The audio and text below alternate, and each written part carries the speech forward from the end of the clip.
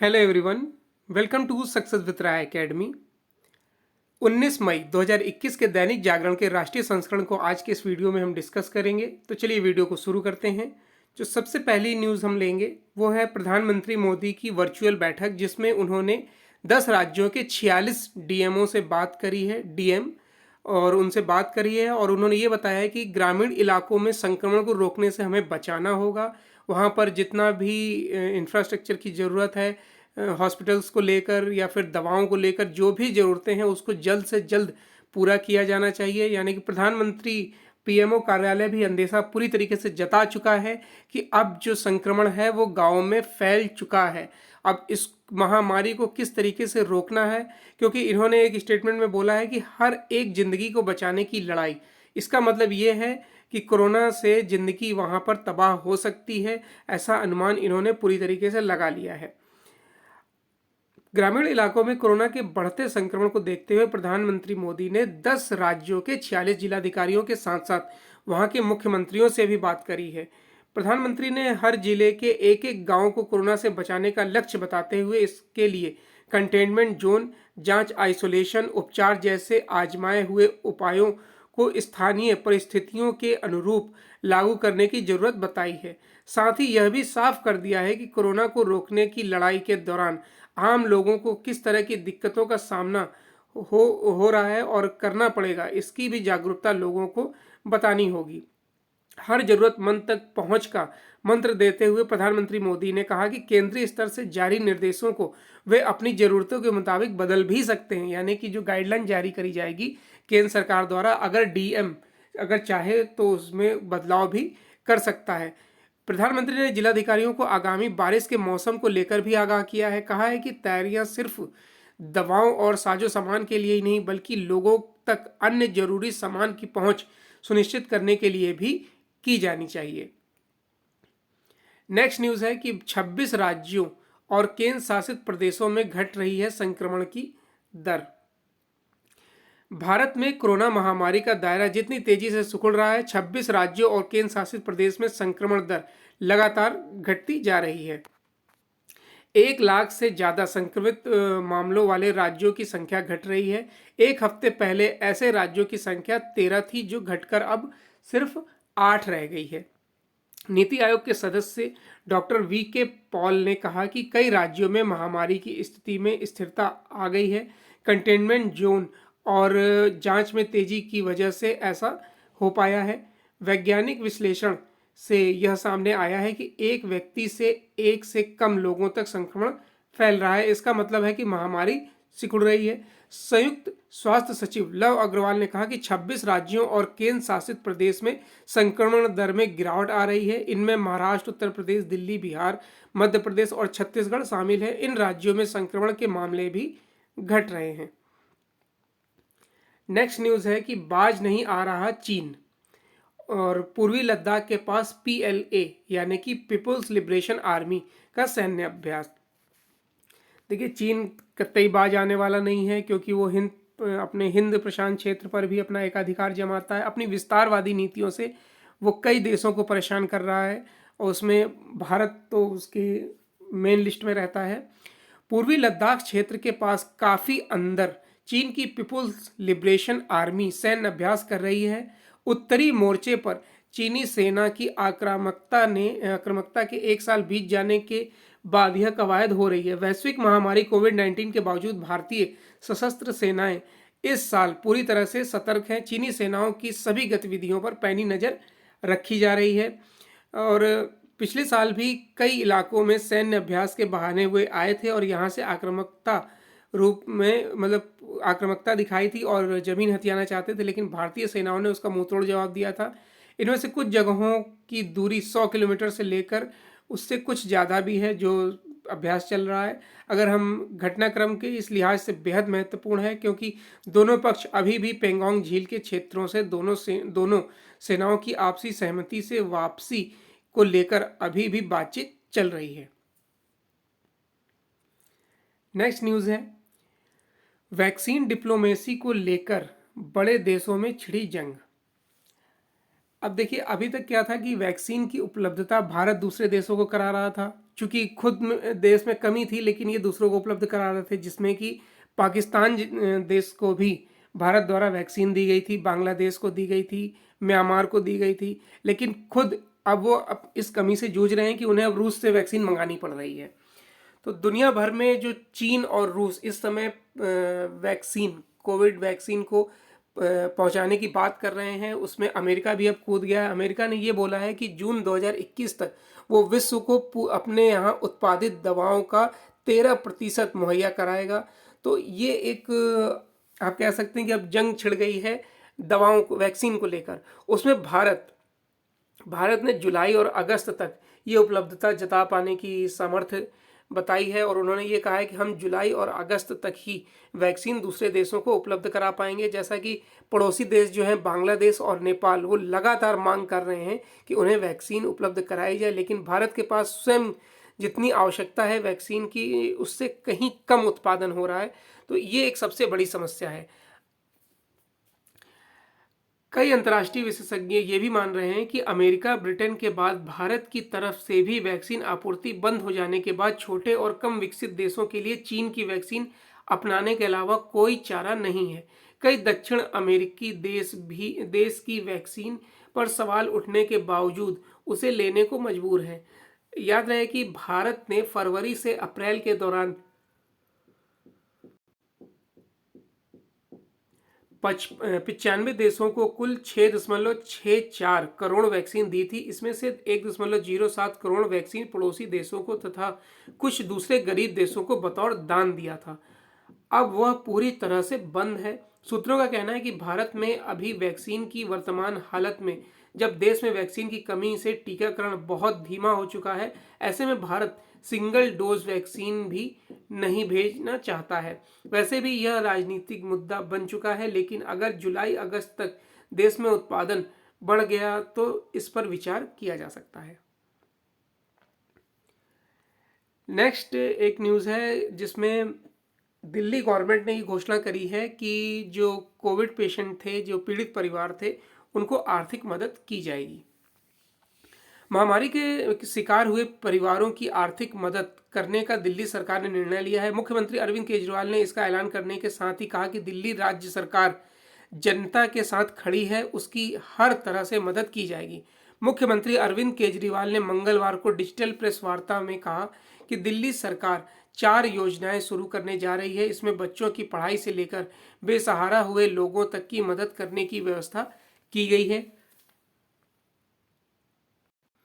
उन्होंने ये भी कहा कि जिन लोगों की कोरोना से मौत हुई है उनके परिवार को 50-50 हजार रुपए की आर्थिक मदद दी जाएगी। यदि परिवार में कमाने वाले व्यक्ति की मौत हुई है तो आर्थिक सहायता के साथ ही आश्रित को 2500 रुपये प्रति माह पेंशन दी जाएगी। मरने वाला व्यक्ति यदि अविवाहित था तो यह सहायता माता पिता को दी जाएगी। जो बच्चे महामारी में बेसहारा हो गए हैं 25 साल की उम्र तक 2500 रुपये प्रति माह की आर्थिक सहायता दी जाएगी। साथ ही उनकी शिक्षा मुफ्त होगी। इस योजना के वही बच्चे पात्र होंगे जिनके माता पिता या किसी एक का पहले निधन हो चुका है, जबकि दूसरे का निधन कोरोना से हुआ है। मुख्यमंत्री ने कहा कि दिल्ली सरकार इन सभी योजनाएं जल्द कैबिनेट के पास कराकर लागू करने का प्रयास करेगी।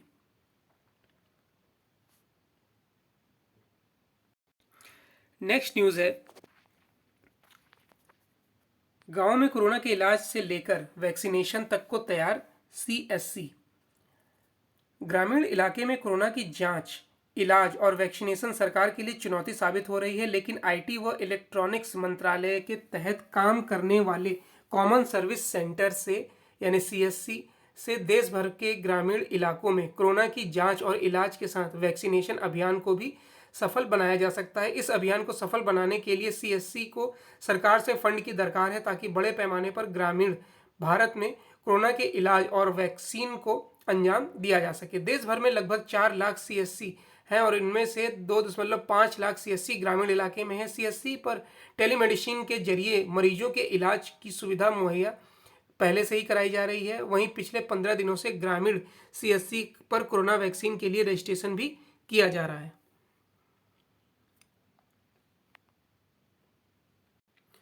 नेक्स्ट पेज है हमारा बिजनेस पेज, और बिजनेस पेज की जो पहली न्यूज़ है वो है इकोनॉमी की बुनियादी बुनियाद बुलंद, कोरोना का असर पहली तिमाही के बाद नहीं। आरबीआई की मौद्रिक नीति समिति के सदस्य आशिमा गोयल ने भरोसा जताया है कि कोरोना संकट की दूसरी लहर के चलते इकोनॉमी पर जो दबाव है वह चालू वित्त वर्ष की पहली तिमाही यानी कि अप्रैल और जून 2021 के बाद नहीं दिखेगा। उन्होंने मंगलवार को कहा कि देश की बड़ी आबादी को कोरोना से बचाव का टीका लगाए जाने के बाद इकोनॉमी बेहतर प्रदर्शन करने लगेगी। इसमें देश के हर क्षेत्र में बढ़ने वाली मांग, वैश्विक अर्थव्यवस्था में सुधार और वित्तीय बाजार में आने वाली सहूलियतें बड़ी मदद करेंगी। मशहूर अर्थशास्त्री गोयल का कहना है कि भारत में वैश्विक टीका उत्पादन का केंद्र बनने की क्षमता है। जल्द उत्पादन में तेज बढ़ोतरी दिखेगी। देशव्यापी लॉकडाउन की जगह इस बार क्षेत्रीय स्तर पर प्रतिबंधों को जिस तरीके से प्राथमिकता दी गई है उससे कोरोना के प्रसार को थामने में बड़ी मदद मिली। स्थानीय लॉकडाउन की वजह से सप्लाई चेन भी वैसी बाधित नहीं हुई जैसी पिछले वर्ष दिखी थी। इस नई व्यवस्था ने साबित किया है कि देश को पूर्ण लॉकडाउन की कोई जरूरत नहीं है। हालांकि रेटिंग एजेंसी S&P ग्लोबल ने चालू वित्त वर्ष के लिए देश का विकास दर अनुमान घटाकर 9.8% कर दिया है। एजेंसी का कहना है कि कोरोना की दूसरी लहर से इकोनॉमी की विकास रफ्तार बेहद सुस्त है। रेटिंग एजेंसी फिच ने भी चालू वित्त वर्ष के लिए विकास दर का अनुमान घटाकर 9.5% कर दिया है। नेक्स्ट न्यूज है कि पेंशन फंड से पूरी राशि निकालने की छूट देने पर सरकार कर रही है विचार। सेवानिवृत्त व्यक्तियों को सरकार जल्द बड़ी राहत देने पर विचार कर रही है। इसके तहत पेंशन फंड नियामक व विकास प्राधिकरण पेंशन भोगियों को अपने पेंशन फंड में से अधिकतम 5 लाख रुपए तक निकालने की सुविधा दे सकता है। वर्तमान में यह अधिकतम 2 लाख रुपए है। इसका मतलब यह है कि अगर किसी के नेशनल पेंशन स्कीम फंड में 5 लाख रुपए तक हैं तो वह अपनी पूरी रकम निकाल सकेगा। वर्तमान नियम यह है कि पेंशन फंड में से अधिकतम 60% राशि ही निकाली जा सकती है, जो 2 लाख रुपए से अधिक नहीं हो सकती है। शेष 40% राशि एनपीएस में ही रखनी पड़ती है, जिसे सरकार अपने हिसाब से निवेश करती है और खाता धारकों को पेंशन देती है। सूत्रों का कहना है कि बदलते वक्त में सरकार एनपीएस धारकों को पारिवारिक जरूरतें पूरी करने में मदद करना चाहती है। इसके साथ ही सरकार चाहती है कि अगर एनपीएस धारक को लगता है कि वह उस रकम को किसी और जगह लगाकर बेहतर रिटर्न हासिल कर सकता है तो यह फैसला उसी के ऊपर छोड़ दिया जाए। फिर सूत्रों के मुताबिक अगर पेंशन फंड में पूरे 5 लाख रुपए हैं तब भी उससे मिलने वाला मासिक पेंशन इतना कम होगा कि वह पेंशन भोगी की मासिक जरूरतों को पूरा करने में कतई सक्षम नहीं हो सकता है।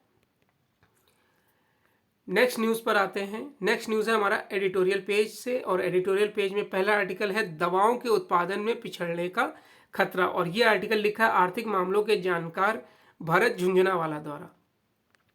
देखिए आर्टिकल में बताया गया है कि वर्ष 1970 में भारत में दवा बाजार का 2/3 हिस्सा बहुराष्ट्रीय दवा कंपनियों के हाथ में था। बाद में भारत ने प्रोडक्ट पेटेंट को निरस्त कर दिया। परिणाम स्वरूप पेटेंट की गई दवाओं को अन्य तकनीक से उत्पादन करने की भारतीय दवा कंपनियों को छूट मिल गई। फिर भारत में दवा का उत्पादन तेजी से बढ़ा। इससे भारत के दवा बाजार पर भारतीय कंपनियां प्रभावी हो गई। साथ साथ दवा उत्पादन करने के लिए जिस कच्चे माल यानी एपीआई एक्टिव फार्मास्यूटिकल इंग्रेडिएंट की जरूरत थी उसका भी 99% हिस्सा देश में बनाया जाने लगा। आज भी भारत के दवा बाजार में भारत कंपनियां प्रभावी हैं, लेकिन एपीआई की चाल बदल गई है। साल 1991 के बाद विदेश व्यापार को सरल करने का परिणाम यह हुआ कि 2019 में एपीआई का 70% आयात होने लगा। फिलहाल तैयार दवा में भारतीय कंपनियों का दबदबा जारी है, लेकिन एपीआई के मामले में हम बाजार से बाहर हो गए हैं। चिंता यह है कि हमारी यह उपलब्धि भी खिसकने को है। तैयार दवाओं में भी अगले 6 वर्षों में चीन प्रवेश कर सकता है। साफ है कि आगे बड़ा खतरा है। यदि हमें एपीआई और मेडिकल उपकरण समेत तमाम आयात पर नकेल कसनी हो तो आयात कर तेजी से बढ़ाने होंगे। निश्चित रूप से इससे देश में इन माल के दाम कुछ समय के लिए बढ़ेंगे, लेकिन अपनी स्वास्थ्य संप्रभुता के लिए यह भार हमें वहन करना चाहिए। दूसरा कदम तकनीक में निवेश का है। वर्तमान में भारतीय कंपनियों द्वारा जेनेरिक दवा बड़ी मात्रा में बनाई जाती है जो कि पेटेंट के दायरे से बाहर है, यानी आविष्कार विदेशी कंपनियां करती हैं और 20 वर्ष तक उसमें भारी लाभ कमाने के बाद जब वे दवाएं पेटेंट से बाहर हो जाती हैं तो भारतीय कंपनियां उन्हें बनाती हैं। यदि हमें इस पिछलगू लाभ से आगे बढ़ना है तो विश्व की अगुवाई करनी होगी, तो भारत को नई दवाओं के आविष्कार में निवेश करना होगा। जिस प्रकार हमें 1970 में प्रोडक्ट पेमेंट को निरस्त करके अपने देश में दवाओं और एपीआई के उत्पादन को बढ़ाया था, उसी प्रकार प्रोडक्ट पेमेंट को इस समय तमाम माल पर निरस्त करके देश में चौतरफा उत्पादन को प्रोत्साहन देना चाहिए, तभी भारत आत्मनिर्भर बनेगा। नेक्स्ट आर्टिकल है घर के भीतर छिपे हुए शत्रु। यह आर्टिकल लिखा है दैनिक जागरण के एसोसिएट एडिटर राजीव सचान द्वारा। एक समय सेनाध्यक्ष के रूप में जनरल बिपिन रावत ने कहा था कि भारत 2.5 मोर्चों पर युद्ध के लिए तैयार है। इसका इशारा चीन, पाकिस्तान के साथ साथ भारत भीतरी चुनौतियों से भी था। इन्हीं भीतरी चुनौतियों को आधा मोर्चा माना गया था। यह स्पष्ट है कि इनमें से सारी ताकतें गिनी गई होंगी जो आंतरिक सुरक्षा के लिए खतरा बनी रहती हैं। जो भी हो, यह साफ है कि जब देश कोरोना संक्रमण की दूसरी लहर से बुरी तरह जूझ रहा है तो ऐसे अनेक तत्व सक्रिय हो गए हैं जिन्होंने कोविड महामारी से लड़ाई को और कठिन बना दिया है। इनकी गिनती करना मुश्किल है, लेकिन इसमें दो राय नहीं है कि वे शासन प्रशासन के लिए सिरदर्द बन गए हैं। कोई दवाओं की कालाबाजारी कर रहा था तो कोई ऑक्सीजन की, कोई नकली दवा बना रहा कर बेच रहा था तो कोई अन्य तरीके से कोरोना मरीजों को ठगने और लूटने का काम कर रहा था। इनमें कुछ ऐसे अस्पताल भी थे जो या तो कोरोना मरीजों के उपचार से कन्नी काट रहे थे या फिर उपचार के नामों पर लोगों को दोनों हाथों से लूट रहे थे। कुछ तत्व तो इतने दुस्साहसिक निकले कि नकली दवाएं बनाने के काम को कुटीर उद्योग की तरह चला रहे थे। देश भर में पुलिस को अपनी ऊर्जा इन कालाबाजारी ठगों और बदमाशों से निपटने में खपानी पड़ रही थी। ठगी, लूट और कालाबाजारी का काम कितने बड़े पैमाने पर हो रहा था इसे समझा जा सकता है। अकेले दिल्ली में 4 मई तक दवाओं की जमाखोरी और कालाबाजारी में 90 से अधिक लोगों को गिरफ्तार किया गया था। इसमें वे शामिल नहीं हैं जो ऑक्सीजन सिलेंडर और कंसंट्रेटर आदि की कालाबाजारी कर रहे थे। यह वह दौर था जब जिसे मौका जहां मिला किसी मजबूर असहाय को लूटने का मौका तक नहीं छोड़ा। यह काम अब आम हो गया है। निसंदेह हर समाज में अपराधी, लालची और बेईमान तत्व होते हैं, लेकिन यदि वे किसी संकट के समय खुलकर सामने आ जाएं, शासन प्रशासन के लिए मुसीबत बन जाएं, तो फिर यह सवाल उठेगा कि वह समाज कैसा है। समाज को बनाने का काम केवल समाज के लोग ही नहीं करते, सरकारें भी नियम कानून के अनुपालन के जरिए करती हैं। जहां भी नियम कानून के पालन में लापरवाही बरती जाती है, फिर उन्हें अपेक्षित महत्व नहीं दिया जाता है। वहाँ वैसा ही होता है जैसा कोरोना लहर की चरम है और दौरान देशों को विभिन्न हिस्सों में देखने को मिलता है। नेक्स्ट आर्टिकल है कि सेंट्रल विस्टा पर शरारत। कोरोना संक्रमण के बीच कुछ जरूरी फर्मों में खलल डालने के लिए किस तरह की क्षुद्र राजनीति हो रही है, उसमें अदालतों को भी मोहरा बनाया जा रहा है। इसका प्रमाण है कि संसद के नए भवन के निर्माण से संबंधित सेंट्रल विस्टा परियोजना का काम रोकने की मांग। यह मांग पहले सुप्रीम कोर्ट ने की, वहां से निराशा हाथ लगने के बाद हाईकोर्ट जाया गया। कायदे से तो ऐसी फालतू की याचिकाओं को हतोत्साहित किया जाना चाहिए क्योंकि वे केवल अदालतों का समय ही नष्ट करती हैं। सेंट्रल विस्टा का काम रोकने की चाह रखने वाले किस कदर दुर्भावना से भरे हुए हैं, इसका पता उनकी ओर से इस परियोजना को मौत का किला करार दिए जाने से चलता है। ऐसी दलीलें वही दे सकते हैं जो सेंट्रल विस्टा को लेकर नफरत से भर गया हो।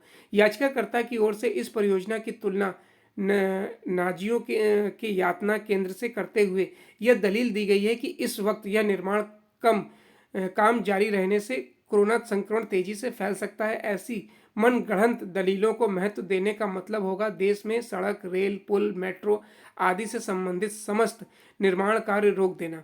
क्या इससे संक्रमण थम जाए? आखिर जब कोरोना काल में ट्रेन चल रही है, हवाई जहाज उड़ रहे हैं और अन्य तमाम काम हो रहे हैं, तब फिर सेंट्रल विस्टा का काम क्यों नहीं हो सकता?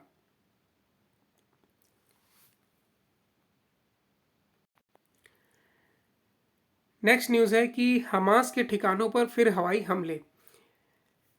गाजा पट्टी में इजराइल और हमास के बीच छिड़ा संघर्ष थमने का नाम नहीं ले रहा है। दोनों पक्षों के बीच मंगलवार को भी संघर्ष देखने को मिला। इजराइल ने फिर हवाई हमले के जरिए गाजा में हमास के ठिकानों को निशाना बनाया, तो इस आतंकी संगठन ने इजराइल में दर्जनों रॉकेट दागे हैं। इजराइल हवाई हमले में एक 6 मंजिली इमारत ध्वस्त हो गई। इसमें इस्लामिक यूनिवर्सिटी से संबद्ध लाइब्रेरी और शैक्षिक केंद्र थे। इस बीच इजरायली पुलिस ने बताया कि गाजा पट्टी की ओर से दक्षिणी इजराइल में हुए रॉकेट हमले में दो थाई कर्मचारियों की मौत हो गई है और कई अन्य घायल हो गए हैं। कोरोना में भारत की मदद जारी रखेगा अमेरिका। अमेरिका ने भारत को अपना महत्वपूर्ण साझेदार बताते हुए कहा है कि वह कोरोना वायरस महामारी के खिलाफ उसकी मदद करना जारी रखेगा। व्हाइट हाउस की प्रेस सचिव जेन सॉकी ने संवाददाता सम्मेलन में कहा कि राष्ट्रपति जो बाइडेन ने भारत को 10 करोड़ यानी कि लगभग 730 करोड़ रुपए की मदद देने का ऐलान किया है। इतना ही नहीं, सहायता कार्यक्रम में वे व्यक्तिगत रूप से भी दिलचस्पी ले रहे हैं। साकी ने कहा कि इसमें कोई संदेह नहीं है कि राष्ट्रपति महामारी की स्थिति पर लगातार नजर बनाए हुए हैं। यह बात उनके ध्यान में है महामारी किस तरह अमेरिका के महत्वपूर्ण साझेदार भारत समेत दुनिया के विभिन्न क्षेत्रों को प्रभावित कर रही है। हम जो मदद मुहैया करा सकते हैं उसको लेकर हम प्रतिबद्ध हैं। एक अन्य सवाल के जवाब में साकी ने कहा कि हम US agency for international development द्वारा जुटाए गए फंड से 7 खेप राहत सामग्री भारत भेज चुके हैं।